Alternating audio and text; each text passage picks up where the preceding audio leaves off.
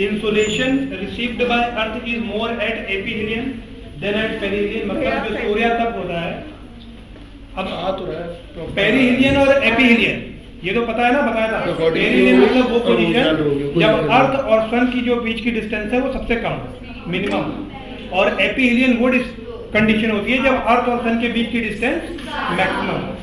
Perihelion आपका 3 जनवरी, aphelion आपका 4 जुलाई, उसी की बात चल रही है यहाँ पर, ठीक है। तो insolation received by earth is more at aphelion than at the perihelion, ठीक है। इंसोलेशन मतलब सूर्यास्त। दूसरा है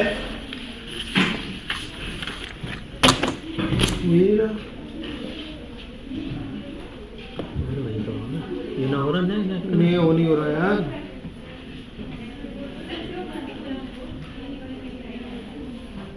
नेट तो कनेक्ट नहीं हो रहा था, वरना मैं तो गोल लाइक कर दी थी, पासवर्ड भी डाल रहा तब भी नहीं आ रहा है।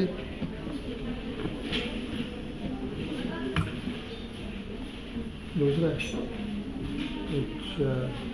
समझिए कहाँ मैं तो बहुत देर पहले चला था इसे यार, क्या तारीख है। दूसरा पॉइंट है कि जो विषुवत रेखा है equator, it receives comparatively less insolation than tropics. जो आपके 23.5 नॉर्थ लैटिट्यूड या 23.5 साउथ लैटिट्यूड्स हैं, जैसे कि ट्रॉपिक ऑफ कैंसर है, ट्रॉपिक ऑफ कैप्रिकॉर्न, उनको ट्रॉपिक्स बोला जाता है, ठीक है। तो जो इक्वेटर है वो उनसे कम इंसोलेशन रिसीव करता है, वो ये पॉइंट लिखा है, दूसरा पॉइंट, ठीक है। तीसरा पॉइंट है कनेक्टेड हो गया, देखो लैपटॉप इधर रखो, इधर रखो, सर्विंग दो पहले सर। हाँ बस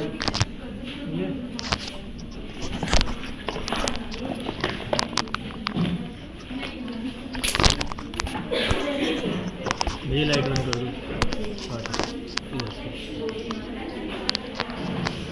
सर माइक लगा लिया आपने?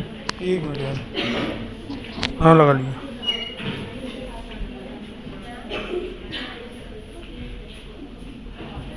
तो सर का फोन आया था क्या?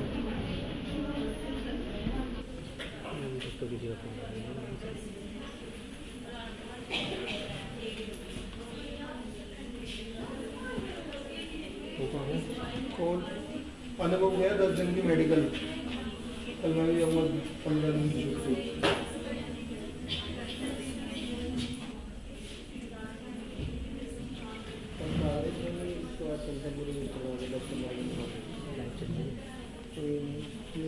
तीसरा पॉइंट है एट द सेम लैटिट्यूड, एक ही अक्षांश पर जो इंसोलेशन ओशियन या फिर कॉन्टिनेंट पे रिसीव होता है, ठीक है। तो इसमें लिखा है कि जो इंसोलेशन ओशियन पे रिसीव होता है वो ज्यादा होता है कॉन्टिनेंट से। एक ही अक्षांश पर ओशियन ज्यादा इंसोलेशन रिसीव करता है as compared to the continent. समुद्र ज्यादा इंसोलेशन रिसीव करता है as with respect to the महाद्वीप, ठीक है। करो भाई, कौन सा सही हुआ कौन सा गलत, ऑप्शन देते हैं। Insolation received by earth is more at the aphelion than at the perihelion, मतलब अर्थ एपीहिलियन के टाइम पर ज्यादा इंसोलेशन या सूर्यातप रिसीव करती है अगर हम कंपेयर करें पेरिहिलियन से, ठीक है। पेरिहिलियन मतलब कि वो पोजीशन जब अर्थ और सन एक दूसरे के सबसे करीब होते हैं, उनके बीच की डिस्टेंस मिनिमम होती है। क्वेश्चन समझ में आ रहा है कि नहीं सबको? हाँ अच्छा, जिसको नहीं समझ में आ रहा है वो हाथ उठा दे, क्वेश्चन जिसको नहीं। अब एक बार फाइनल समझा रहे हैं, ठीक है।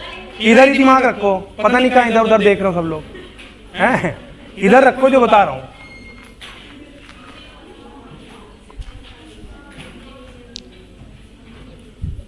आवाज आ रही है?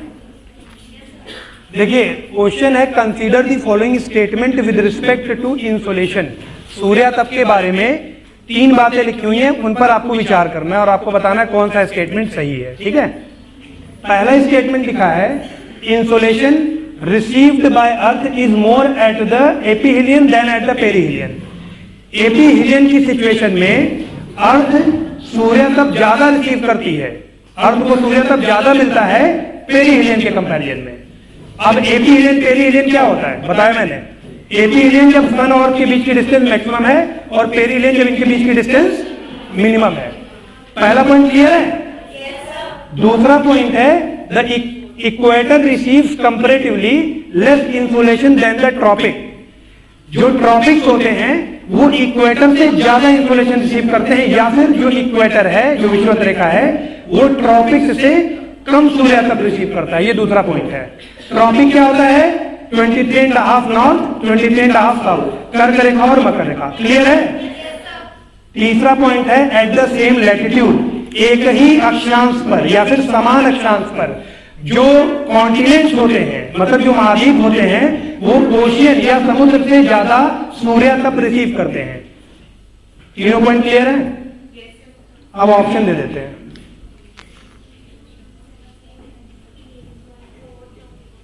ए है 1 and 2 ओनली, बी है 3 ओनली, सी है 1 and 3 ओनली, और डी है आपका ऑल ऑफ दी एबव। हाँ, क्या नॉट है?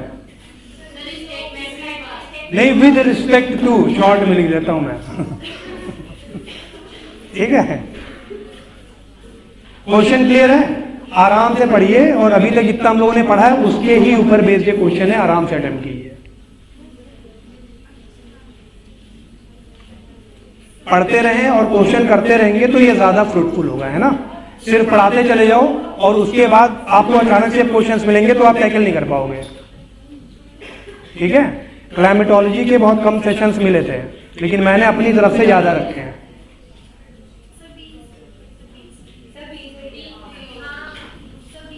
बी,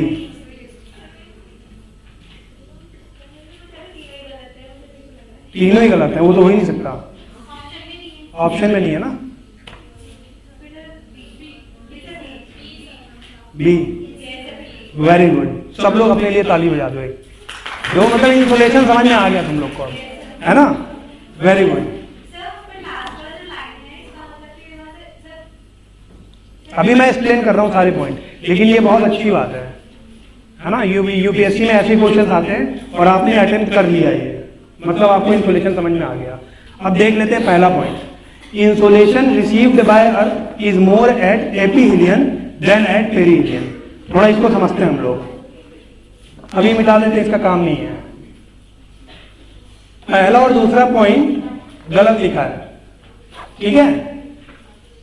क्वेश्चन नोट कर लिया ना सबने? देखिए, ये सन है, यहां पर हम दो पोजीशन बना देते हैं अर्थ की। पीछे सबको दिख रहा है ना।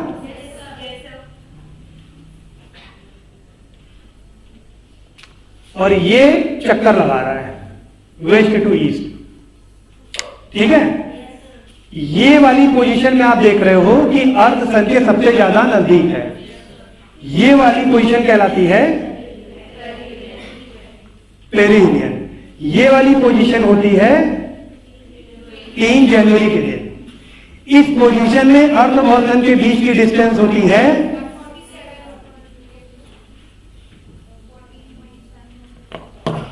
147 मिलियन किलोमीटर, ठीक है। दिख नहीं रहा है? लाइट की वजह से क्या शाइन कर रहा होगा? ये वाला भैया लाइट बंद करो, ये नहीं, ये बंद करो, ये इसका शाइन करो। हाँ, अच्छा बंद कर दो, पीछे की बंद कर दो। पीछे वाली बार बंद करो, देख लेते हैं। वो ये वाली, ये ऑन करा दे। ये कहां से ऑन होगी? हाँ कर देंगे। अभी दिख रहा है क्लियर? ये वाली, ये जरा ऑफ कर दो। अरे ठीक है, कुछ दिख रहा है, मैं तो बोल रहा हूं ना मैं। ये सन है, ठीक है, ये अर्थ है, और ये अर्थ की ऐसी पोजीशन है जब वो सन के सबसे नजदीक है। सन और अर्थ के बीच में जो एवरेज डिस्टेंस है वो होता है 150 मिलियन किलोमीटर। जब नजदीक आता है तो 2.5 मिलियन किलोमीटर का डिफरेंस आ जाता है। तो आप कह सकते हो 147.5 या 147 एवरेज मान ले मिलियन किलोमीटर, ठीक है। ये आपकी सिचुएशन है पेरीहिलियन की। पेरीहिलियन मतलब जब अर्थ और सन सबसे नजदीक है। उसके बाद इस पोजीशन पर, ये जब अर्थ यहां पर है तो अर्थ और सन के बीच की डिस्टेंस हो जाती है 152 अप्रॉक्स ले लेते हैं मिलियन किलोमीटर, ठीक है। और ये सिचुएशन कब होती है? अराउंड 4 जुलाई को, कभी कभी 5 जुलाई को हो जाता है, ऐसा नहीं, ये फिक्स नहीं है, ठीक है। अब इस पोजीशन को बोलते हैं एपीहिलियन, जब अर्थ और सन के बीच की डिस्टेंस सबसे ज्यादा होती है। जो आप कह सकते हो कि इंसोलेशन है, इसमें एक इंपॉर्टेंट कॉन्सेप्ट आता है सोलर कांस्टेंट का। सोलर कांस्टेंट क्या होता है? आप कह सकते हो 1.96 लैंगले।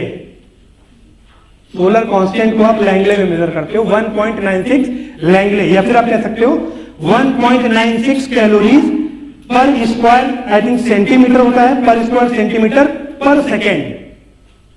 आप उतना बड़ा यूनिट लिखने के बजाय हम लिख देते हैं 1.96 लैंगले, ये सोलर कांस्टेंट होता है। मतलब इतनी एनर्जी सन की एक रेल आती है अर्थ के एटमॉस्फेयर पर। जैसे अगर ये सन है और ये अर्थ है तो ये इसका एटमॉस्फेयर हो गया, यहां पे जो टकराया और यहां पे जो एनर्जी मिली 1 सेकेंड में, वो कितनी है? 1.96 लैंगले।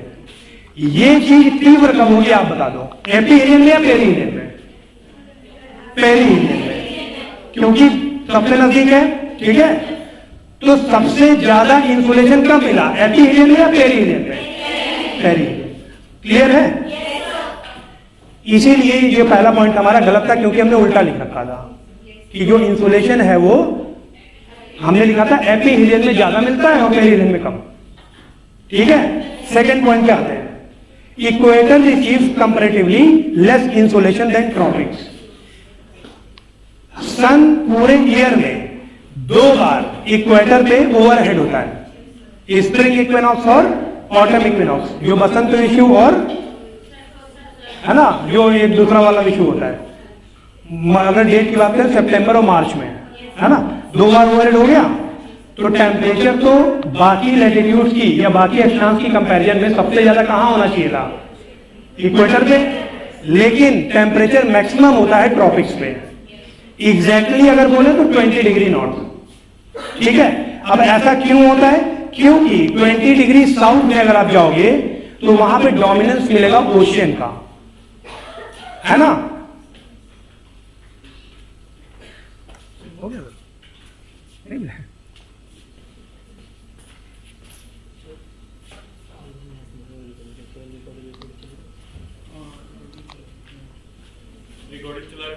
मिले नहीं?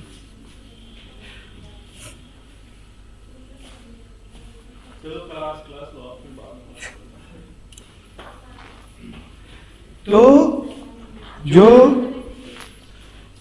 इक्वेटर है, विषुवत रेखा है, उसके ऊपर टेम्परेचर ज्यादा है। टेम्परेचर ज्यादा होने के कारण आप देखोगे कि जो इक्वेटोरियल रीजन है वहां पर आपने पढ़ा होगा संवहनीय वर्षा होती है बहुत ज्यादा, कन्वेक्शनल रेनफॉल, है ना। ये रेनफॉल क्यों होती है और कब होगी? जब ऊपर क्लाउड बनेंगे, ठीक है। तो इक्वेटर के ऊपर बहुत ज्यादा क्लाउड्स बनते हैं, ठीक। बहुत ज्यादा क्लाउड्स बनने के कारण जो इंसुलेशन है उसका मैक्सिमम पार्ट वो एल्बिडो के फॉर्म में रिफ्लेक्ट कर देता है। एल्बिडो अगर हम पूछें कि सबसे ज्यादा किसका था, 35% में कल, क्लाउड का 27%। तो इसलिए जब इंसुलेशन ही नहीं पहुंचेगा और जब पृथ्वी गर्म ही नहीं होगी तो टेम्परेचर कैसे बनेगा? इसी यही आप कह सकते हो 20 डिग्री साउथ। 20 डिग्री साउथ में डोमिनेंस किसका है? ओशियन का। 20 डिग्री नॉर्थ में आप जाओगे मेजोरिटी पार्ट आपको कॉन्टिनेंट्स मिलेंगे, है ना, लेकिन 20 साउथ में डोमिनेंस आपको मिलेगा ओशियन का। फिर वही बात आ जाएगी कि ओशियन के ऊपर हमेशा ओशियन क्लाउड से ढका हुआ होता है। क्यों? क्योंकि वहां पर आपको आर्द्रता ह्यूमिडिटी ज्यादा मिलती है ना। तो जब क्लाउड फॉर्मेशन होगा तो फिर वहां पे भी इंसुलेशन नहीं जाएगा। इसीलिए स्पेसिफिकली मैंने बोला 20 डिग्री नॉर्थ यहां पर मैक्सिमम टेम्परेचर मिलेगा। अब इसमें आप ये भी कह सकते हो due to the effect of continentality and distance from the ocean. अब ये क्या है, इसको अभी हम लोग डिस्कस करेंगे आज कि कॉन्टिनेंटलिटी या महाद्वीपीय प्रभाव क्या होता है, या ओशियन का जो मॉडरेटिंग इफेक्ट होता है वो क्या होता है। ठीक है, इतनी बात क्लियर है? तो दूसरे पॉइंट का आंसर बताओ। हाँ,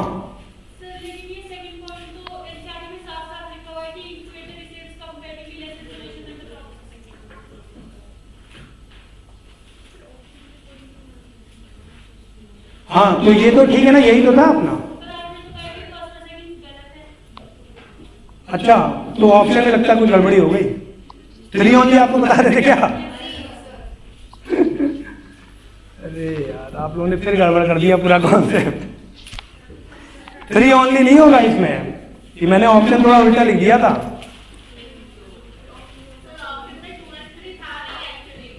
अरे 2 और 3 हो है ना, उससे क्या मतलब। चलो कोई नहीं, अभी जो डिस्कशन को समझ में आया, तो ये पॉइंट तो क्लियर है ना, सही है। ठीक है, तीसरा पॉइंट पे आप at the same latitude the insulation received is more over the ocean than over the continent. ये गलत है। क्यों गलत है? क्योंकि अभी वही वाली बात आ जाएगी, क्लाउड फॉर्मेशन। तो इसका आंसर तो 2 ओनली होगा। एक्चुअली मैंने ऑप्शन ऊपर नीचे लिख दिया है, ये 3 में था, ये 2 में था। ठीक है, तो भाई आप लोग 2 ओनली क्यों बोल रहे थे?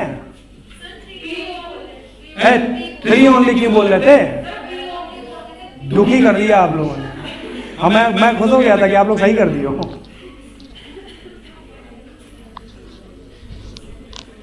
अभी समझ में आया क्वेश्चन? तीसरा क्यों गलत है समझ में आया, और दूसरा क्यों सही है ना? वो तो उस बच्चे ने पकड़ लिया, वरना आप लोग गलती लेके जाते हैं। ठीक है, इसमें ये वाला पॉइंट सही होगा ना। क्या लिखे थे ऑप्शन मैंने? अच्छा 3 ओनली कोई ऑप्शन नहीं था क्या? अच्छा 2 ओनली लिखना चाहिए था, ऑप्शन गलत हो गया। मतलब आप लोग सही हो ना, बस ठीक है, ये मेरे लिए सही है। ऑप्शन मैंने अपने मन से बना दिए थे, क्वेश्चन ये आज है, कोई बात नहीं।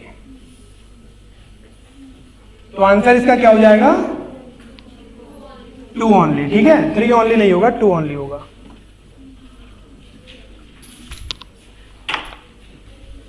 हीट बजट जो कल हम लोगों ने किया था, बहुत जल्दी जल्दी में कर दिया था। किसी को कोई डाउट है? एक बारी और बता दें। मुझे लग रहा था कि डाउट होगा, क्योंकि बहुत जल्दी जल्दी कल हो गया था जाते जाते, और कुछ बच्चे चले भी गए थे उठ के। ठीक है, एक बार और देख लो आप लोग।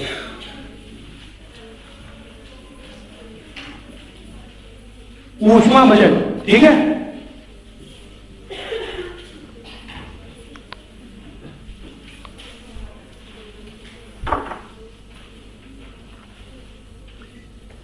हंड्रेड 100% एनर्जी आती है और 100% एनर्जी जाती है। कैलकुलेशन देखेंगे कैसे। 100% आपकी एनर्जी आ गई, इसमें से मैंने आपको कल बताया था कि 35% सीधे वापस चली जाती है in form of albedo. Albedo क्या होता है ये कल डिस्कस कर चुके हैं डिटेल में, एक एग्जांपल्स के साथ। 35% इसमें से आप निकाल दो। इस 35% का भी बाइफिकेशन अगर किया जाए तो 27%, 2% और 6%, ये क्लियर होगा। 35 निकल गया, कितना बचा? 65%। इस 65% का 14% और ये जो 14% है इस 65 का। अच्छा ये 65% क्या है? अभी ये शॉर्ट वेव है, अभी ये इंसुलेशन है ना, तो इसका 14% एटमॉस्फेयर एब्जॉर्ब कर लेता है in form of short wave. अब अपने पास कितना बचा? 51%। ये 51% कहां जाता है? अर्थ पे। जब 51% अर्थ के द्वारा एब्जॉर्ब किया जाएगा तो अर्थ क्या करेगी? लॉन्ग वेव टेरेस्ट्रियल रेडिएशन निकालेगी आफ्टर एब्जॉर्प्शन। ठीक है, ये 51% एब्जॉर्ब करने के बाद जो LWTR निकल रहा है, उस LWTR का 17% आप कह सकते हो कि अर्थ रीरेडिएट कर देती है स्पेस में। ठीक है, जो ये अब क्या है? ये LWTR है। ठीक, एब्जॉर्ब किया, निकाला। अब ये जो LWTR निकल रहा है उसका 17% रीरेडिएट कर दे रही है अर्थ डायरेक्ट स्पेस में। बचा कितना? 34%। ये 34% एब्जॉर्ब दोबारा कौन करता है? एटमॉस्फेयर। लेकिन अब ये एब्जॉर्प्शन जो होता है एटमॉस्फेयर के द्वारा वो किस फॉर्म में होता है? मतलब आप देखो, ये 14% पहले एब्जॉर्ब कर चुकी है एटमॉस्फेयर। ये 35 का हिसाब नहीं लगाना है, 65 का हिसाब रखना था। इस 65 में से 14% ऑलरेडी एटमॉस्फेयर ने एब्जॉर्ब कर लिए। अब हिसाब कितने करना है? 51 का। लेकिन वो एब्जॉर्ब किया है, अभी निकाला नहीं है, तो अभी ये अभी साइड में रखो।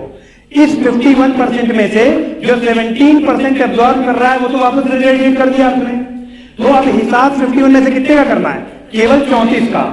ठीक है, और ये 34 प्लस ये 14, तो अब टोटल हिसाब में कितने का करना है? जिसमें आपका जो 14 है वो शॉर्ट वेव वाला एब्जॉर्प्शन है और जो 34 है ये लॉन्ग वेव वाला एब्जॉर्प्शन है। तो अब यही 48% एटमॉस्फेयर एब्जॉर्ब करके जिस तरह 17% रेडिएट हो रहा है उसी तरह ये 48% रेडिएट हो जाता है। ठीक है, तो मतलब अब कितना हो गया? 0 बराबर 0। क्लियर है? कुछ बचा नहीं है अब। हाँ, तो ये पूछा कि ये 17% कैसे रेडिएट होता है? भाई ये भी 48% स्पेस में रेडिएट होता है। हाँ, तो एब्जॉर्ब ये भी तो हो रहा है। पहले अर्थ एब्जॉर्ब भी तो कर रही है, ये अर्थ एब्जॉर्ब भी तो कर रही है, उसी तरह एटमॉस्फेयर एब्जॉर्ब कर रही है। अब एटमॉस्फेयर जब एब्जॉर्ब करता है तो बहुत सारे फिनोमेना होते हैं, इनको आगे हम लोग डिस्कस करेंगे, जैसे रिफ्रैक्शन, रिफ्लेक्शन, डिफ्रैक्शन, स्कैटरिंग होता है ना, तो उसको हम लोग आगे पढ़ते रहेंगे जब समय समय पर आगे आएगा वो। ठीक है, अभी फिलहाल ये कैलकुलेशन क्लियर है कि नहीं ये बताओ, कि जितना आया उतना चला गया। ठीक है, और कोई किसी को प्रॉब्लम हुई इसमें? हाँ,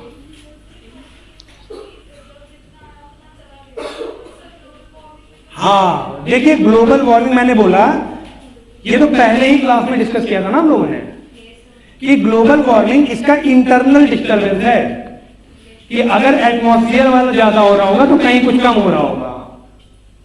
ओवरऑल तो 100 ही आ रहा है, 100 ही जा रहा है।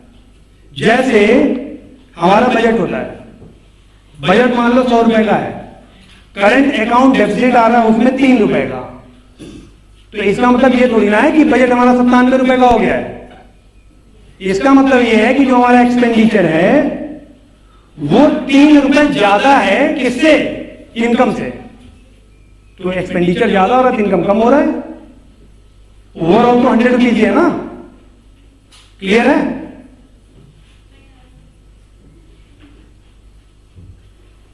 ये जो एटमॉस्फेयर है, ठीक है, 34% और 14%। आपको पता है कि जो ग्लोबल वार्मिंग होता है उसमें किसका लेना देना है? LWTR का। जो LWTR आया वो हीट कौन ट्रैप कर रहा है? कार्बन डाइऑक्साइड, ये फलाना ढिमका, जो भी ग्लोबल GHG गैसेज हैं, ये आपकी हीट ट्रैप कर रही है। ये जो हीट ट्रैप कर रही है इसका मतलब ये नहीं है कि अब यहां पे एनर्जी 102 हो गई अगर 2 उन्होंने ट्रैप किया है, यहां एनर्जी 100 ही है। बात समझ आ रही है?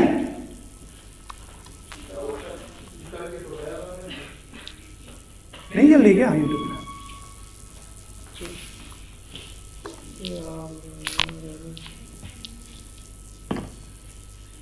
वो लाइव तो किया ही नहीं है। तो ये जो आपका हीट ट्रैपिंग है वो तो LWTR का हो रहा है ना, इसी 100 का ही तो पार्ट है LWTR। ऐसा थोड़ी ना है कि अलग से कोई LWTR एनर्जी आई है। तो ये आपके इंटरनल सिस्टम का पार्ट है। एक्सटर्नल ओवरऑल सिस्टम में 100 आ रही है, 100 जा रही है। अब बीच में कहीं कम होगी कहीं ज्यादा होगी, उससे कोई मतलब नहीं है। चल गया हो गया, अब चला है।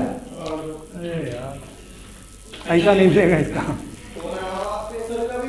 हाँ पता नहीं, मुझे देखा दिखाइए। अच्छा क्लियर है कि नहीं है ना? अच्छा एक बच्चे ने एक क्वेरी की थी,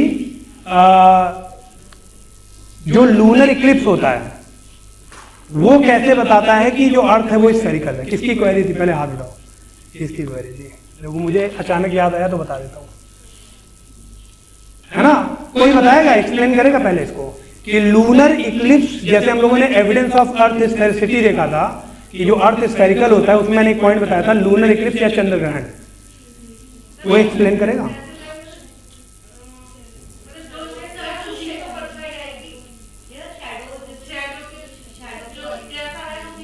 वो तो ठीक है, लेकिन इसका क्वेश्चन बड़ा इंटरेस्टिंग था कि ये शैडो बनता कहाँ है और हम कैसे देखते हैं वो शैडो, कोई बताएगा? जैसे ठीक है अर्थ का शैडो बनेगा तो अर्थ का शैडो तो गोल ही बनेगा, लेकिन वो शैडो कहां बनता है? क्योंकि चंद्र ग्रहण में जो चंद्रमा और सूर्य है उसके बीच में अर्थ होता है और अर्थ तो बहुत बड़ा है, तो अर्थ का शैडो चंद्रमा बनेगा कैसे और हमें कैसे दिखेगा? पोजीशन में बताता हूं। ये अच्छा क्वेश्चन था, है ना? जब इसने पूछा था उस दिन तो मुझे समझ नहीं आ रहा था ये पूछना क्या चाह रही है। फिर जब मैं गया रूम पे, वहां थोड़ा सोचा मैंने, तो मुझे पता चला कि हाँ ये पूछना क्या चाह रही है। देखो ये है सन, ठीक है, ये है अर्थ और ये है मून, यही तो होता है पोजीशन। इसका शैडो तो ऐसे बनेगा ना, तो कहां पे शैडो देखते हो आप फिर? लूनर इक्लिप्स में। जीसी लियोंग पढ़ोगे उसमें मेंशन है कि लूनर इक्लिप्स में शैडो दिखता है। कौन सा शैडो देखते हो भाई? इसमें तो शैडो दिखेगा ही नहीं, पूरा चंद्रमा ही ढक लेगा वो तो। अब बताओ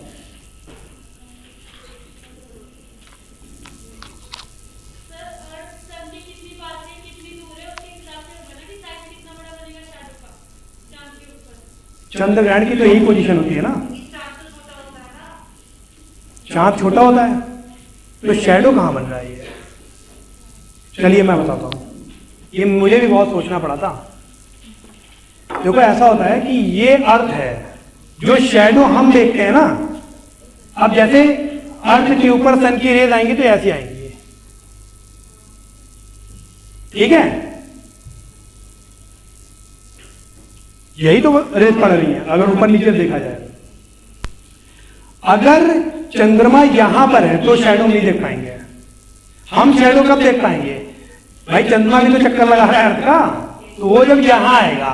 और जो लूनर इक्लिप्स होती है वो पीरियोडिक होती है, फुल मून, हाफ मून, 1/4, तो हमें जो इमेज दिखाई देता है वो यहां वाला। जब यहां पर जब एक हॉरिजन मिलेगा, मतलब ऐसे, जब वो एज पे होगा, एक पोजीशन पे तो दिखेगा ही नहीं। हमें इमेज कैसा कब दिखेगा शैडो? जब वो ऑरिजिन पे होगा। क्लियर है कि नहीं है? क्योंकि ये घूम रहा है और जब यही घूम के यहां आ जाता है तो वो क्या होता है? Solar Eclipse. क्लियर है? ये अच्छा क्वेश्चन था, ठीक है? इसको आप लोग बना लेना कॉपी में।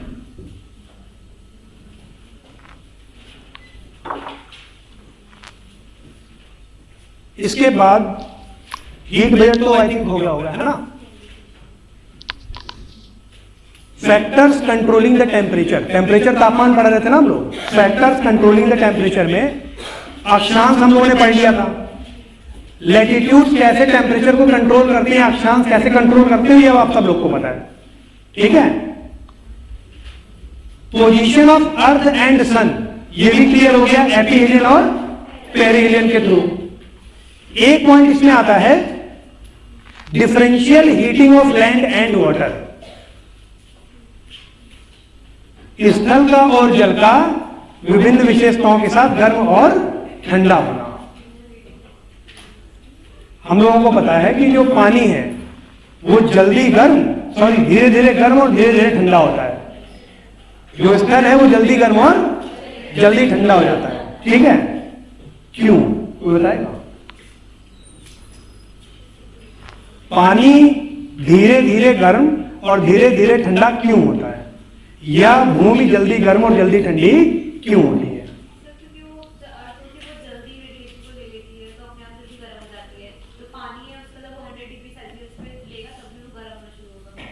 मजा नहीं आई एक्सप्लेनेशन।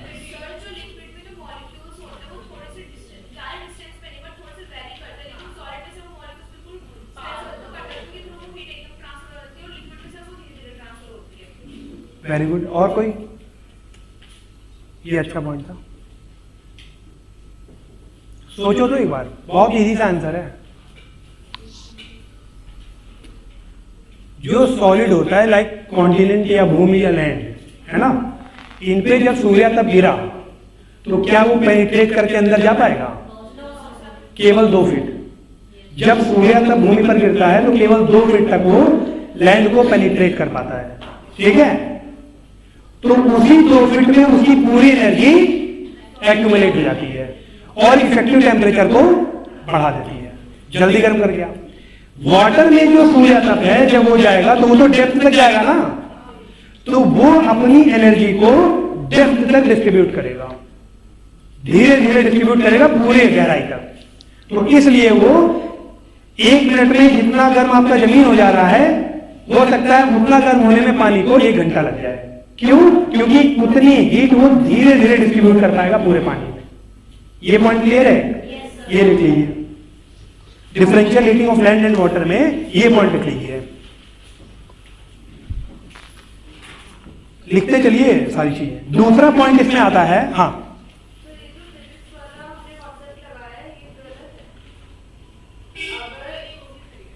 हाँ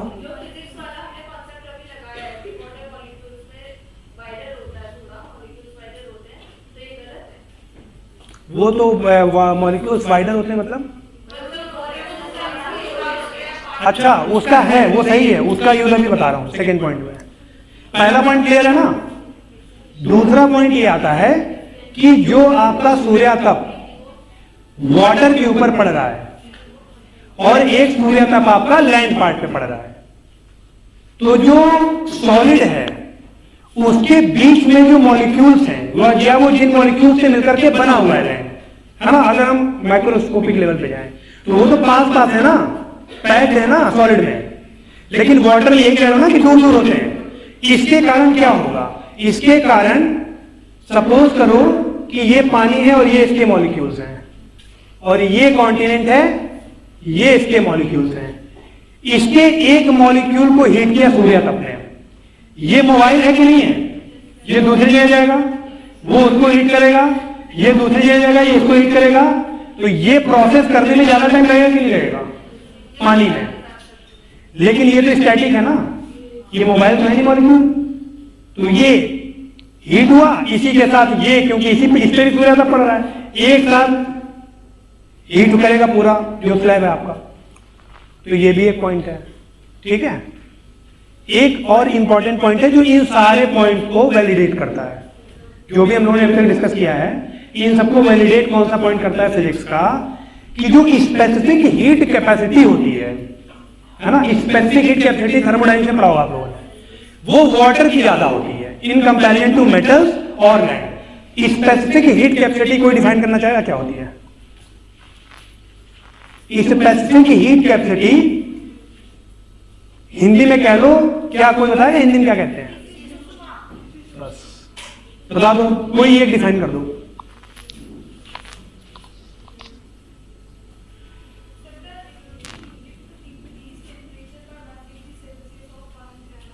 वेरी गुड। देखिए स्पेसिफिक हीट कैपेसिटी होती है amount of heat required to raise the temperature of 1 degree centigrade of 1 gram of water। 1 ग्राम पानी का तापमान 1 डिग्री सेंटीग्रेड बढ़ाने के लिए जितनी हीट या जितनी ऊष्मा की आवश्यकता है वही आपका स्पेसिफिक हीट कैपेसिटी है। मैंने बोला वाटर का ज्यादा होता है, मतलब क्या हुआ कि इसके 1 ग्राम का टेम्परेचर 1 डिग्री सेंटीग्रेड बनाने के लिए हमें ज्यादा ऊष्मा चाहिए। क्लियर है कि नहीं है? तो भाई इसका अगर 1 डिग्री सेंटीग्रेड हमें रेज करना है 1 ग्राम का, तो हमें ज्यादा ऊष्मा चाहिए, और ज्यादा ऊष्मा ज्यादा टाइम में मिलेगी। तो इसलिए हम कह सकते हैं कि ये जो वाटर है वो धीरे धीरे गर्म होता है और धीरे धीरे ठंडा होता है। क्लियर है?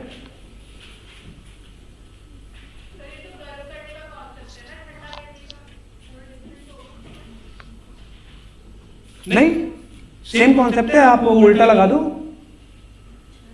जैसे हम लोग आइसोथर्म पढ़ते हैं, तो आइसोथर्म तो समताप रेखाएं होती है ना। आइसोथर्म वगैरह के बारे में बताया कि नहीं मैंने आप लोग को? नहीं, आइसोथर्म का बताया था कि नहीं, वो पैटर्न वगैरह कैसा होता है? अच्छा, वो दूसरी क्लास में बताया था, कोई नहीं।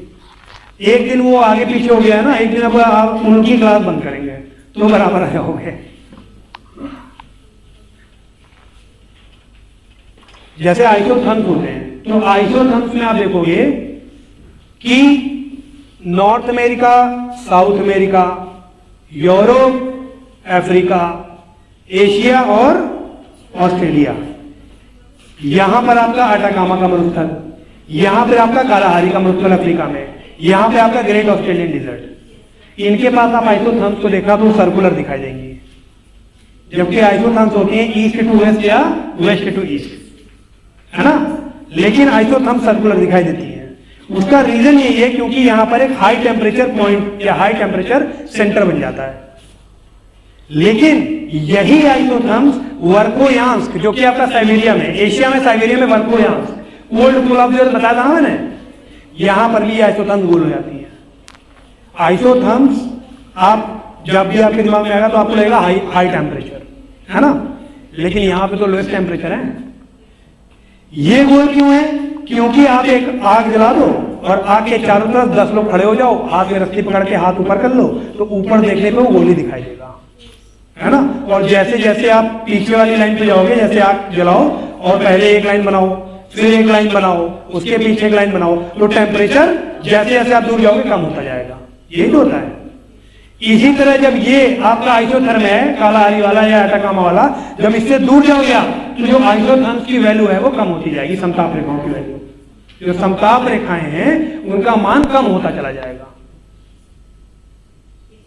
लेकिन वही आप वर्कोयांश में जाओ तो यहां तो बहुत कम टेम्परेचर है, लेस देन 0 नेगेटिव में है।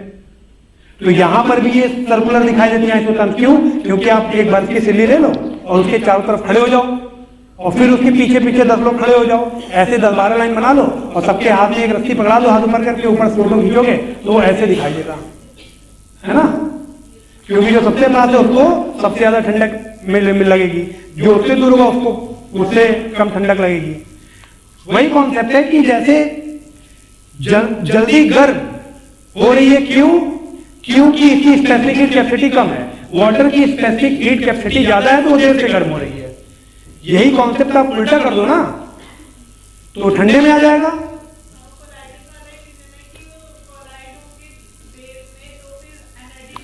हाँ, जैसे जैसे आप इधर गए हो गर्म होने के लिए, वैसे वैसे आप उल्टा चल दो ठंडा होने के लिए, है ना।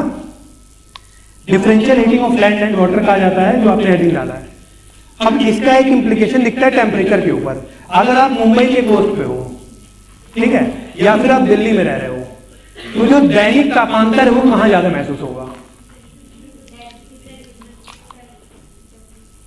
दैनिक तापांतर क्या होता है, कोई बताएगा?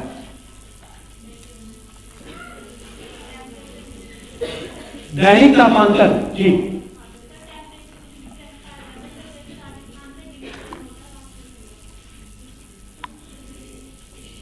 हाँ बताइए। दैनिक तापांतर, diurnal range of temperature. Very good. एक दिन के अंदर मैक्सिमम और मिनिमम के बीच का डिफरेंस, मैक्सिमम टेम्परेचर जितना हो रहा है और मिनिमम टेम्परेचर जितना हो रहा है उसके बीच का डिफरेंस, इसी के आधार पर एनुअल रेंज ऑफ टेम्परेचर बताया जाता है कि मैक्सिमम टेम्परेचर किस मंथ का है और मिनिमम टेम्परेचर किस मंथ का है। दैनिक तापांतर ज्यादा होता है, आप कह सकते हो, या फिर इसमें पूरा जो मेन फैक्टर है वो टेम्परेचर ही है, तापमान। तो फैक्टर्स कंट्रोलिंग द टेम्परेचर, मैंने बताया differential heating of land and water, और इसीलिए फैक्टर काम करता है विंड्स।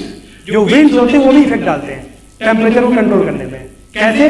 जो दैनिक तापांतर है वो आपका कॉन्टिनेंट्स के बीच में, जैसे जैसे आप कॉन्टिनेंट्स में आओगे, महाद्वीप में आओगे, वो बढ़ता चला जाएगा। जैसे जैसे आप कोस्ट पे जाओगे, ओशन के तट पे जाओगे, वैसे वैसे ये कम होता चला जाएगा। कोई बताएगा क्यों? ओशन के कोस्ट पे, महासागरों के तट पर जो दैनिक तापांतर है, dial annual range of temperature, ये कम होता है, दैनिक तापांतर कम होता है, जबकि कॉन्टिनेंट या महाद्वीपों में ये ज्यादा होता है। बताइए। लैंड ब्रिज और सी ब्रिज, वेरी गुड। जो लैंड ब्रिज और सी ब्रिज है, यही आपके moderating effect of the ocean कहलाते हैं। महासागरों का जो एक पॉजिटिव इफेक्ट होता है क्लाइमेट के ऊपर, वेदर के ऊपर, है ना, वही आपका कहलाता है लैंड ब्रिज और सी ब्रिज। लोकल विंड्स की कैटेगरी में आते हैं। लोकल विंड्स, या फिर हिंदी में क्या बोलेंगे? कौन सी पवन है ये? स्थानीय पवन। Very good. तो इसमें ये भी टेम्परेचर पे इफेक्ट डालते हैं, तो इनको भी देख लेते हैं एक बार, लैंड ब्रिज और सी ब्रिज। हाँ,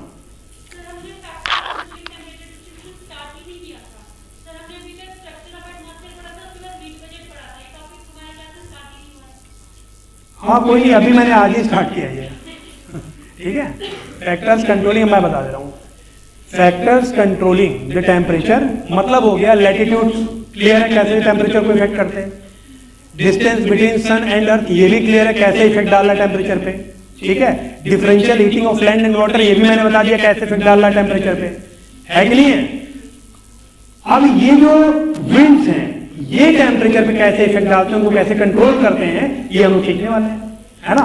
एग्जाम में जब क्वेश्चन आता है, ये मैं इस तरह से क्यों पढ़ा रहा हूं, क्योंकि एग्जाम में जब क्वेश्चन आता है तो 10 टॉपिक को मिक्स करके दे देता है। समझ में आ रहा है? जैसे ये जो इंसुलेशन वाला क्वेश्चन था, इसमें 5 टॉपिक मिक्स थे, तो इसलिए मैं इस वे में ही पढ़ा रहा हूं कि हर चीज इंटर रिलेटेड है आपस में।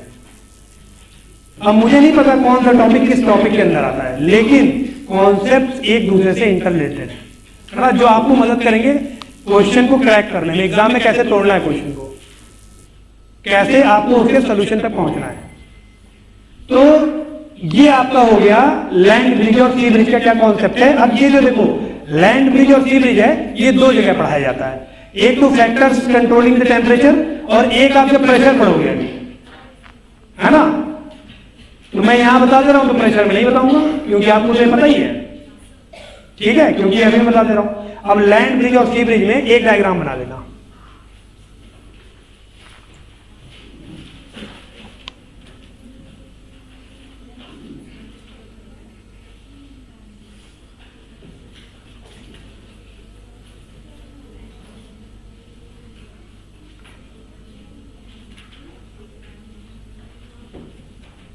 जब अर्थ के सरफेस पे सन से इंसुलेशन आता है, तो वो अर्थ को क्या करेगा, गर्म करेगा।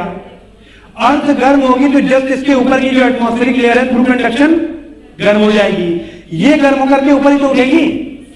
जब ये ऊपर उठेगी तो यहां पर कैसा प्रेशर बनेगा, लो प्रेशर। जहां पर एयर बहुत ज्यादा मौजूद हो उसी को हाई प्रेशर कहा जाता है। ठीक है। जहां पर एयर कम हो उसी को लो प्रेशर कहते हैं। यहां से उठा, यहां बन गया लो प्रेशर, लेकिन ये एयर जहां जा रही है वहां क्या बनाएगी, इतना कॉन्सेप्ट क्लियर है। दिन के समय में सपोज करो कि ये मॉर्निंग का टाइम है या दोपहर का 12 बज रहे हैं, सन से इंसुलेशन आकर के गिरा लैंड पर भी और वाटर पर भी। हम बात कर रहे हैं 12 नून की या दिन के किसी भी समय की। ऐसा थोड़ी ना कि यहां अलग टाइम पे गिरेगा, यहां अलग टाइम पे। जो सूर्य तक वो एक साथ ही आएगा ना, वो एक टाइम निश्चित ले लेते हैं दिन का। अब आप बताओ जल्दी से गर्म कौन होगा, 12 बजे उनके टेम्परेचर कहां ज्यादा होगा, यहां पे कि यहां पे, लैंड पे। तो मान लिया यहां पर टेम्परेचर ज्यादा है और इसके कंपैरिजन में यहां पे जो टेम्परेचर है वो कम है। ठीक है।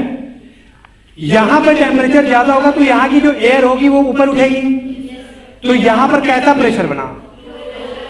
Low pressure. यहां पे टेम्परेचर कम है तो इसके कंपैरिजन में यहां पर कैसा प्रेशर बनेगा? High pressure. ठीक है, दो रूम है, दोनों एक पाइप से कनेक्टेड है, दो रूम है या दो ब्लॉक हैं, दोनों एक पाइप से कनेक्टेड है, इसमें बहुत सारी हवा भरी है और ये बिल्कुल खाली है। ठीक है, तो हवा इस पाइप के रास्ते निकल के इधर आएगी कि नहीं आएगी? आएगी ना। कंडीशन कैसी थी कि बहुत सारी हवा भरी, मतलब यहाँ कैसा प्रेशर था, और यहाँ बिल्कुल नहीं हवा थी तो यहाँ कैसा प्रेशर था। मतलब ये कंफर्म हो गया कि जो एयर है वो हाई प्रेशर से लो प्रेशर की तरफ जाती है।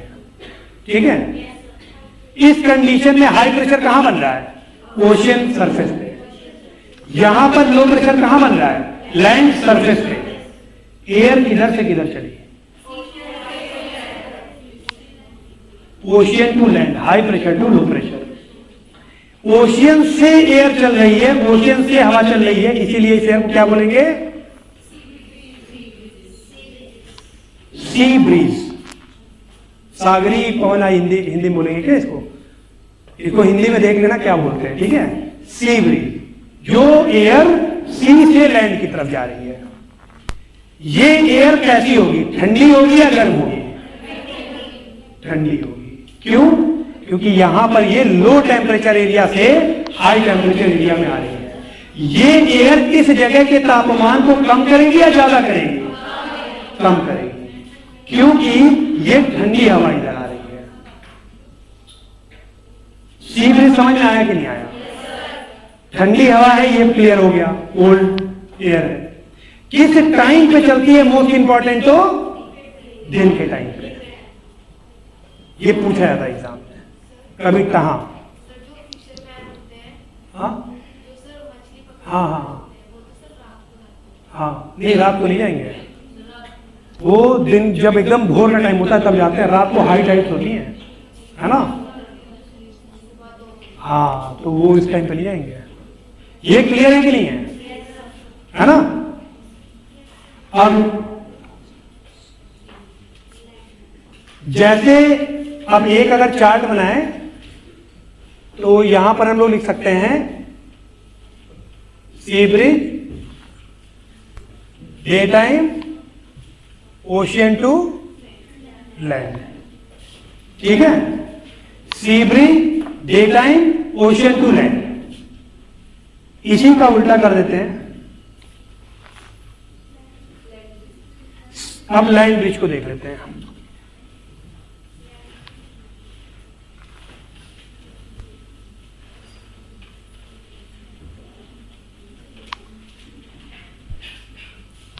वही फिगर बना लेते हैं।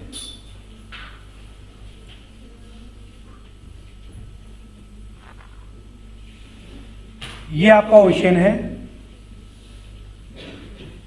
ये आपका लैंड है, और अब हम बात कर रहे हैं रात के टाइम की। ठीक है, रात के टाइम में टेम्परेचर इसका ज्यादा होगा या इसका, सॉरी इसका कम होगा या इसका?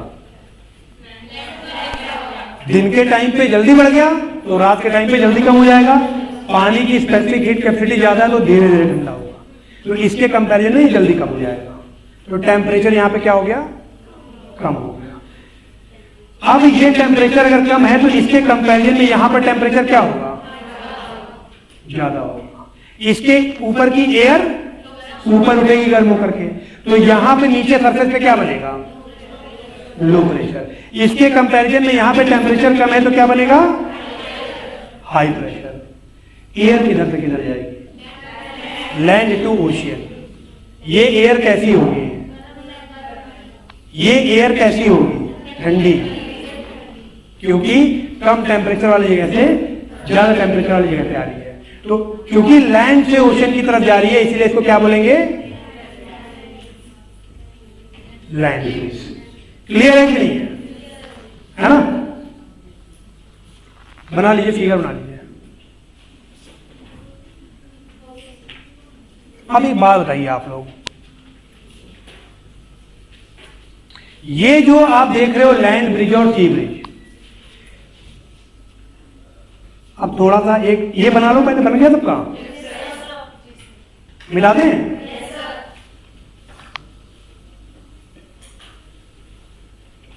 इसी चार्ट में आप ये लिख सकते हो, लैंड ब्रिज, नाइट और लैंड से ओशियन। इसी पे एक क्वेश्चन बन जाता है एग्जाम में, आ भी चुका है ना, इसी फिगर पे।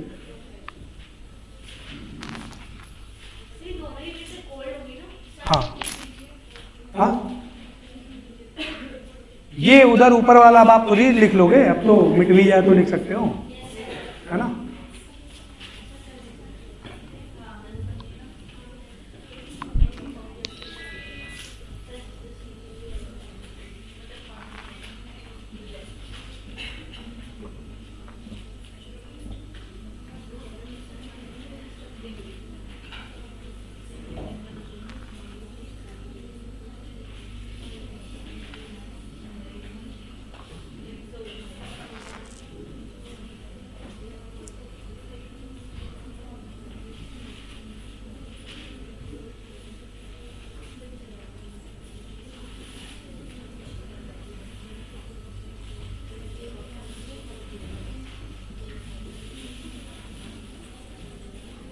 दिन का समय है, ठीक है, दिन के समय क्या चलेगी, सी ब्रिज। हाँ, दिन के समय सी ब्रिज, ये ओशियन है। अब लैंड भूल जाओ, अब मान लो ये कोई कॉन्टिनेंट है, ठीक है। कॉन्टिनेंट का जो ए वाला पोर्शन है वो इस ओशियन के सबसे ज्यादा नजदीक है। जैसे जैसे आप बी सी डी की तरफ बढ़ोगे, ये पोजीशन ओशियन से दूर होती जा रही है, ठीक है। जो सी ब्रिज चल रही है, सपोज करो ये दिन का टाइम है और सूर्य तक पड़ा,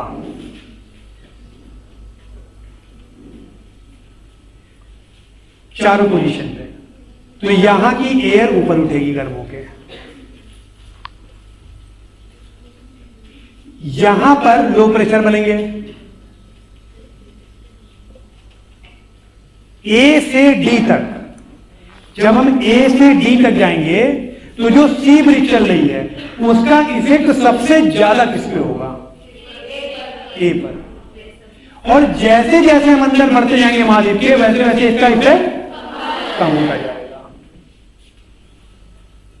यही कहलाता है moderating effect of the ocean, कि जो ओशियन का पॉजिटिव इफेक्ट है किसी भी जगह के टेम्परेचर को कम करने में, वो यही है। ये जो ए वाली पोजीशन है, इसके तापमान को ये सबसे ज्यादा कम करेगी। अब एयर है, ऐसा तो है नहीं कि अर्जुन का तीर है कि कहीं पे भी चला जाएगा।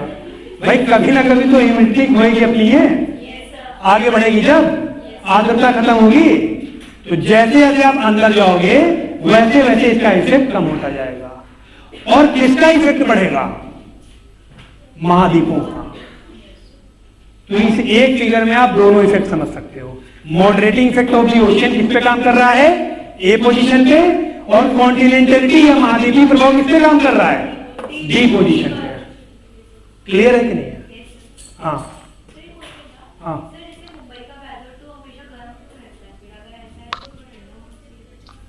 ह्यूमिडिटी के कारण ऐसा होता है कि मुंबई और दिल्ली के वेदर को जब आप कंपेयर करोगे तब आपको पता चलेगा कि डिफरेंस क्या है ना।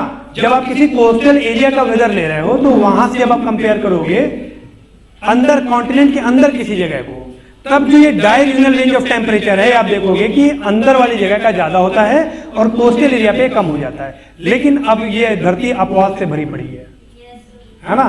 बहुत सारे कोस्टल एरियाज ऐसे हैं जहां पर ये नहीं दिखता है, तो वहां पर कुछ ना कुछ लोकल कंडीशन काम कर रही होगी। जैसे हो सकता है वार्म ओशन करंट वहां से बह रही हो, गर्म ओशन की जलधारा जो वहां के इफेक्ट को कम कर रही हो सकता है कोल्ड ओशन करंट बह रही हो, है ना।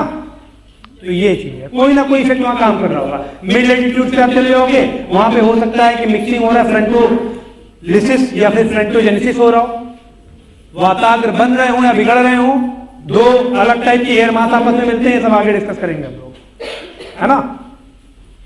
तो कहीं आइडियल ये कहता है, लेकिन अगर कहीं ये चीज फॉलो नहीं हो रही है तो इट मीन्स कि वहां पर कोई अदर फैक्टर वर्क कर रहा है जरूर, है ना, वरना यही होगा अगर अदर फैक्टर वर्क नहीं करेगा। क्लियर है? ये बना लिया, बेटा दूं?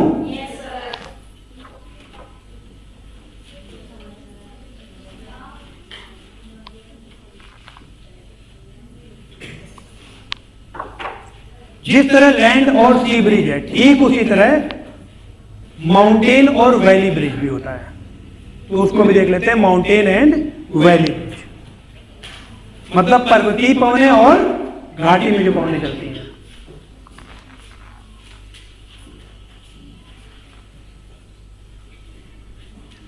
ये आपकी वैली है और ये आपका माउंटेन पीक है, ठीक है।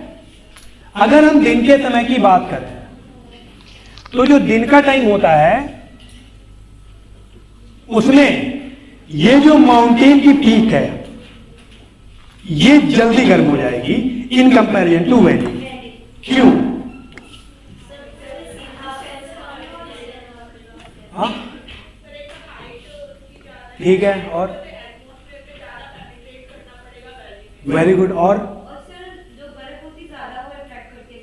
बर्फ से मतलब नहीं है, मैं कह रहा हूं कि ये माउंटेन पीक पे ना जाओ, आप स्लोप पे जाओ, चलो जहां बर्फ नहीं है। माउंटेन का ऊपरी हिस्सा जो स्लोप होता है, क्योंकि जो घाटियां हैं वहां पर वनस्पतियां होती हैं, वहां पर वाटर सोर्स होता है, लेक्स होते हैं, समझ में आ रहा है?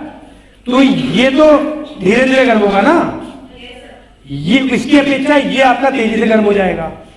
ये तेजी से गर्म हुआ तो एयर वाइज फिर आनी स्टार्ट, एयर ऊपर उठी, एयर ऊपर उठेगी, यहां कैसा प्रेशर बनाएगी? Low pressure. इसके कंपैरिजन में यहां पर कैसा प्रेशर होगा? High pressure. तो विंड का मूवमेंट कैसा होगा? Up slope. जब अप स्लोप मूवमेंट हो रहा है कहां से कहां, तो कौन सी ब्रिज होगी? Valley bridge. क्लियर है कि नहीं है? इसी का उल्टा आप कर लो, इसी का उल्टा कर लो। अब आ गया रात का टाइम।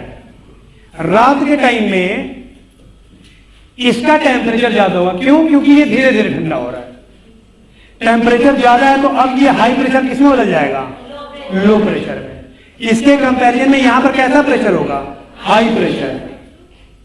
तो अब विंड कैसे चलेगी? Down slope movement. तो इसको क्या बोलेंगे? माउंटेन। क्लियर है कि नहीं है? कोई डाउट? कोई डाउट हो तो बताइए, फिर से बता दूं? फिर से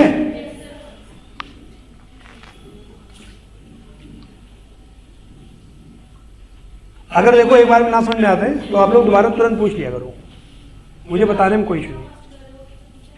हाँ, तो मैंने बोला जो माउंटेन की ऊंचाई है दिन के टाइम पे वो जल्दी गर्म होगी, क्योंकि जो माउंटेन के स्लोप्स होते हैं वो ज्यादातर, अगर स्पेसिफिक लोकेशंस की हम बात ना करें तो बैरन होते हैं, चट्टानों के होते हैं, तो ये ज्यादा तेजी से गर्म हो जाएंगे। इसके कंपैरिजन में जो यहां पर वनस्पतियां हैं वैली में, है ना, वैली में आपके वाटर बॉडीज भी होती हैं, लेक्स भी होते हैं, नदियां भी बहती हैं, तो उसके कारण यहां पे जो टेम्परेचर होगा वो इसके कंपैरिजन में कम होगा। टेम्परेचर कम है, इसका मतलब यहां पे प्रेशर कैसा होगा? यहां पर प्रेशर कैसा होगा? विंड कैसे बहेगी? क्लियर हो रहा है कि नहीं पीछे? इसी का उल्टा कर दो, है ना, इसी का उल्टा कर दो तो दूसरा वाला कंडीशन हमें मिल जाएगा। ये आपकी लोकल विंड्स की, लाइक लैंड सी ब्रिज, माउंटेन वैली ब्रिज। किसी भी जगह के तापमान पर अगर पूछा जाए कौन कौन से फैक्टर्स कंट्रोल कर रहे हैं, तो एक फैक्टर और होता है, वो होता है nature of the surface. Nature of the surface, desert है तो ज्यादा टेम्परेचर होगा, आइस है, ग्लेशियर्स है, हिमनद है, तो वो रिफ्लेक्ट कर देगा इंसोलेशन को, कम तापमान होगा। और इसके बाद एक फैक्टर और डिपेंड करता है, वो है आपका स्लोप। किसी भी जगह की स्लोप कैसी है, इसको समझिए आप लोग। स्लोप का मतलब होता है कि ये माउंटेन है तो ये स्लोप है, ठीक है।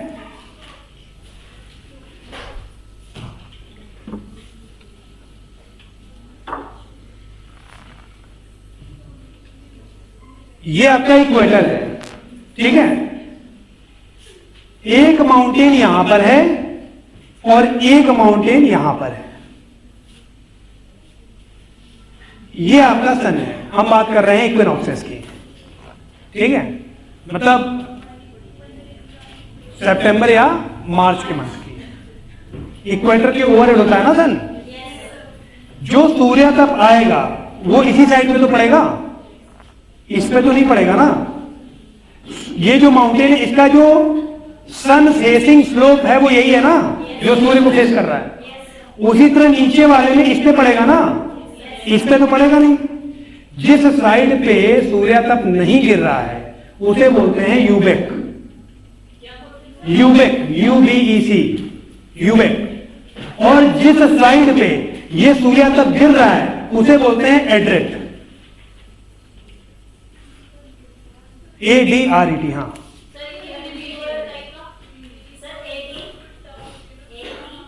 ADRET।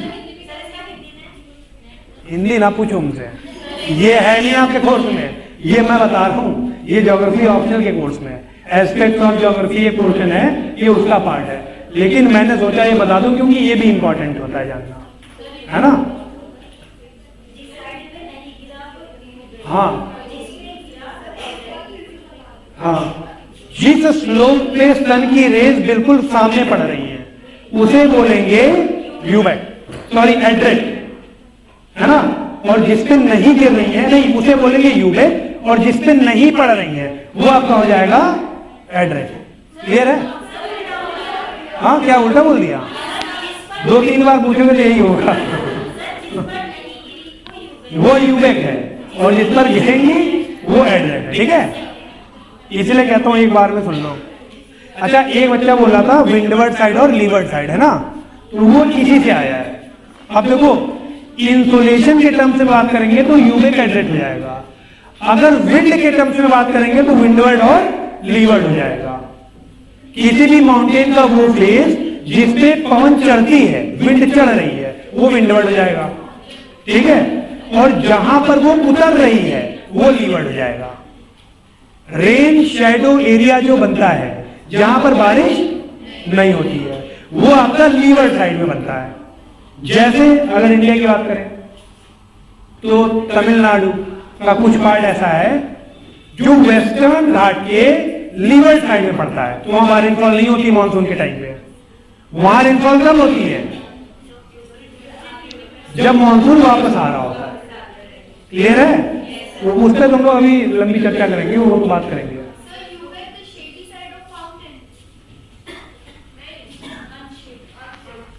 ये जो आपका है ये वाला साइड,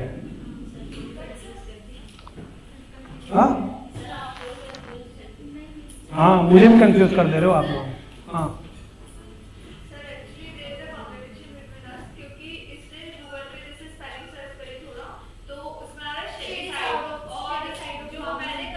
यूबेक सनशाइन ना, वही सही है सनशाइन वाला, ठीक है।